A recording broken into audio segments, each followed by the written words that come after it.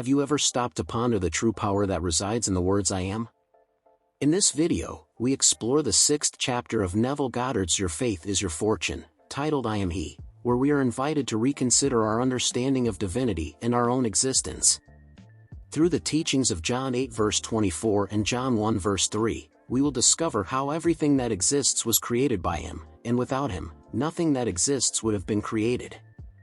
This concept, although it may seem challenging for those raised under various religious doctrines, opens us up to a profound reality. We are a reflection of God, created in His image and likeness, as stated in Genesis 1 verse 27. Prepare yourself for a journey that will not only challenge your beliefs but also offer you a new perspective on yourself and the universe. Are you ready to uncover the power of I Am and how this knowledge can transform your life? What reflection does this apparent contradiction merit from you? How is it possible for human beings to accept everything as good if they have been instructed otherwise? The correct interpretation of God has been distorted by grave errors in our teaching. To the pure, all things are pure. Titus 1 verse 15. This is another challenge to consider. Those who are truly good, pure, and holy are the ones who dictate and restrict the most. This statement, along with the previous one, and the affirmation that there is no condemnation in Jesus Christ. Romans 8 verse 1. This would shake the foundations of the most distinguished judges. They prefer to continue fervently believing that they are contributing to making the world a better place. The man who is unaware that his world is a reflection of his own individual consciousness struggles in vain to adapt to the opinions of others, instead of aligning himself with the only opinion that truly impacts his own personal valuation. And when Jesus recognized that his consciousness was that magnificent law of self-control, he proclaimed, "And for their sakes I sanctify myself, that they also might be sanctified through the truth." John 17 verse 19.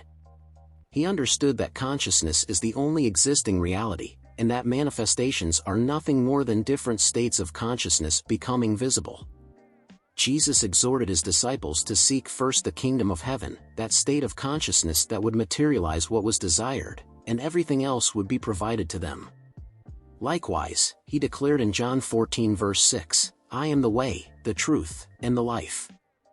He knew that the individual's consciousness was the truth or the cause of everything that had manifested in his environment. Jesus was aware that the world was configured in the image and likeness of human beings, understanding that man sees his world as it is, because he himself is that way. In summary, a person's perception of themselves is what determines their vision of the world. Everything is created by God, consciousness, and without it, nothing happens. 1 John 1 verse 3. Creation is described as good and very good, since it is the faithful reflection of the consciousness that conceived it. Repeatedly, creation is described as good and very good, for it is the faithful reflection of the consciousness that conceived it. To be aware of being something and then finding oneself manifesting something different from what one is aware of being constitutes a transgression of the law of being, therefore, it would not be considered good. The law of being never contradicts itself. Human beings are always manifesting what they are, whether good, bad, or indifferent, because they are aware of being so. Their manifestation is a perfect mirror of their self-concept and is considered good and very good, as mentioned in the scriptures. Not only is everything created by God, but through Him, all things are children of God. God is the sole creator, there is no other. Divisions are mere projections of that singular creator. And since God is unique, He Himself is defined as something beyond Himself, for there is nothing beyond Him. The Absolute cannot harbor within itself something that is not part of itself. If it were so, then it would not be absolute. The sole Creator, for His orders to be fulfilled, must issue them in the same way. I am that I am is the only effective order. I am the Lord, and there is none else. Isaiah 45 verse 5, Joel 2 verse 27. If you cannot order what is not, since there is no other, you must order yourself to be what you desire to manifest. Let me explain what I mean when I speak of an effective order. You should not recite the affirmation I am that I am, I am that I am, I am that I am as a mantra, because the repetition of this affirmation does not produce the expected result. What makes the order effective is not the words, but the consciousness of being what is ordered. When you say I am, you are proclaiming your current existence. The words in the affirmation I am that I am point to what you desire to be. The second I am in that phrase is the exclamation of triumph. And this drama unfolds internally, with your choice of words, and in silence. And become aware of your being. It is in that calm, that attentive observer, who experiences. Repeat silently, but with emotion, I am, until all consciousness of the external world disappears, until you only recognize yourself as being, without labels, without profession, without name. Pure consciousness, the recognition of your existence, is the supreme God, the I am. And when you reach this understanding, define yourself as you wish to be, feeling as if you already were, proclaiming I am this. The firm conviction that you already are what you desire will unleash an emotion that will run through your being. Once the belief is established and you truly think that you already are what you desire to be, then you will pronounce the second I am as an exclamation of a goal, of triumph. And this mystical revelation of Moses can be practiced in 3 clear steps. I am free, truly I am. And no matter the appearances that surround you, everything yields to the Lord who manifests himself. I am the Lord who manifests himself in the appearance of that which I am aware of being. All the inhabitants of the earth cannot stop my manifestation or question the authority of being that which I am aware that I am. And all the inhabitants of the earth are as nothing, for he acts according to his will in the army of heaven and among the inhabitants of the earth. No one can stop his hand or question him saying, "What have you done?" Daniel 4 verse 35. I am the light of the world. John 8 verse 12, materializing in the form of the concept I have of myself. And consciousness is the eternal light that only materializes in one form, through its self-concept. Modify your self-concept and, automatically, you will transform the world as you know it today. Avoid trying to change people, they are merely messengers reflecting what you represent. Invest in your own value, and you will see how they will ratify and reaffirm that new value in you. Jesus himself chose to consecrate himself instead of consecrating others, as narrated in John 17 verse 19. This is because, for those who are pure in heart, everything is pure, according to Titus 1 verse 15. And in the consciousness illuminated by Jesus Christ, there is no condemnation, as established in Romans 8 verse 1. Awaken from this dream of condemnation that only serves to demonstrate the vital principle. Set aside judgment towards others and focus on your own introspection. Consider the revelation of that enlightened one. I know and am convinced by the Lord Jesus that there is nothing unclean of itself, but to him who considers anything to be unclean, to him it is unclean. Romans 14 verse 14. Blessed is he who does not condemn himself in what he approves. Romans 14 verse 22. Let me ask you, if you consider yourself worthy or not of proclaiming that you have already achieved being what you desire, you will be judged by the world to the same extent that you judge yourself. Once again, the world will judge you to the same extent that you judge yourself. There is no need to correct anything, the work is already complete. The principle by which everything is created, and without which nothing can be done, is eternal. If you are that principle, simply the consciousness of being, that is the internal law. You have never manifested anything in your life that you were not aware of being, and you will never manifest anything without being aware of it. Proclaim it until it becomes a natural manifestation. Feel and live within that feeling until it naturally integrates into you. Here is a simple formula: divert your attention from your current perception of yourself and direct it towards your ideal.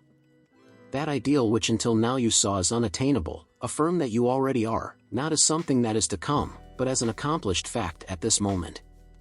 By doing this, your current world of limitations will dissolve, while your new affirmation will rise from its ashes like a phoenix. Do not be afraid nor dismayed because of this great multitude, for the battle is not yours, but God's. 2 Chronicles 20 verse 15. If you should not fight against your problem, it will only persist as long as you remain aware of it. Shift your attention from the problem and the multiple reasons you find to justify your failure. Focus your attention eternally on what you desire. Leave everything and follow me. Matthew 8 verse 22, Matthew 9 verse 9, Luke 5 verse 27. In the face of seemingly insurmountable obstacles, proclaim your freedom. The consciousness of freedom is the progenitor of freedom itself. It is what materializes it. It always manifests in ways that no human being can anticipate. Stand still and see the salvation of God on your behalf. 2 Chronicles 20 verse 17. I am the Lord, and I am your consciousness. The consciousness that something is already done, that the work is already complete, is the Lord or cause of any situation. That specific consciousness with which you identify is the Lord of the promise, who affirmed that without his intervention, what is affirmed will be established in the land of your consciousness. Even in the face of an army of doubts about your abilities, you can calmly come to an agreement with the Lord for your objective to materialize.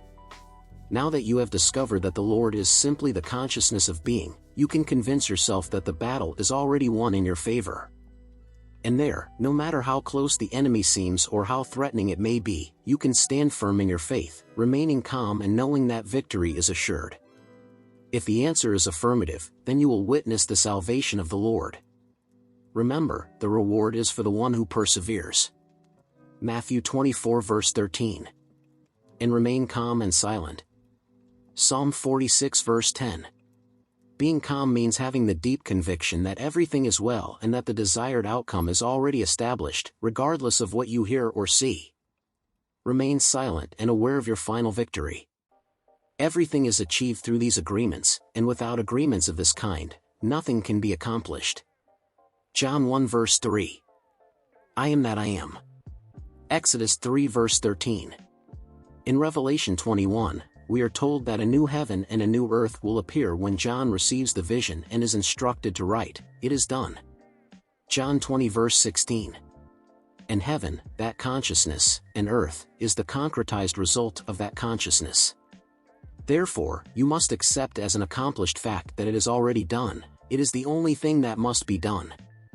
Elevate this to the level of the desired, identifying with it, without worrying about how it will manifest, simply feeling naturally that it is already a reality. Here is an analogy that could facilitate this process. Imagine that you enter the cinema just at the moment of the denouement. The only part you manage to see is the one that culminates successfully. The idea that we are the creators of our own reality, that our consciousness is the source of all manifestation, is a profound and transformative insight. It challenges the long-held belief that we are mere victims of circumstance, subject to the whims of external forces. Instead, it empowers us to recognize our role as co-creators, as the architects of our own experiences. This understanding invites us to take responsibility for our thoughts, feelings, and beliefs, knowing that they are the seeds from which our experiences grow. If we find ourselves surrounded by people or situations that do not align with our highest vision, we must look within and ask ourselves what state of consciousness we are embodying. Are we vibrating at the frequency of judgment, limitation, and fear?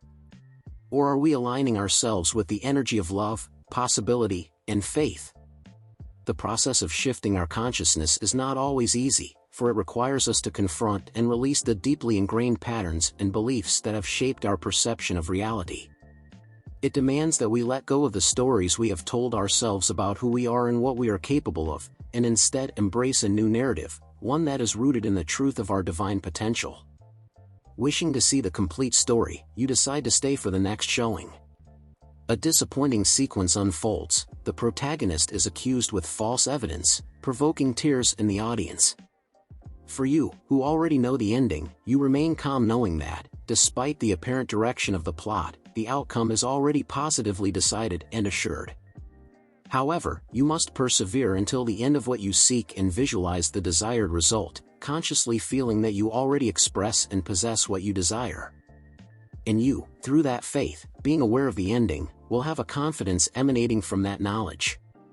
That knowledge, that consciousness, will sustain you until the complete denouement of your story in real life.